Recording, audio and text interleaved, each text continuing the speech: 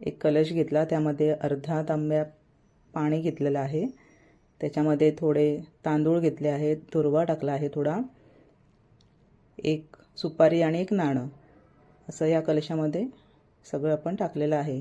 आणि आपण इथे 5 प्रकारची फळांची पानं घेतलेली आहेत आणि आंब्याची एक डाळी आपण त्याच्यामध्ये सेट केलेली आहे व्यवस्थित.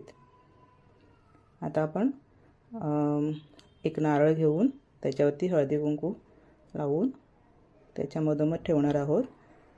आपण मुखवटा लावणार आहोत, त्यामुळे आपण आधीच हळदी आणि कुंकू लावून घेतलं आहे नारळाला.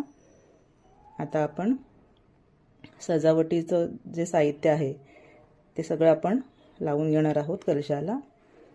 आपण आता साडीची तयारी चालू आहे. मी आधी तुम्हाला दाखवणार आहे मी तयारी कशी केलेली आहे ते. मी अजून स्थापना केली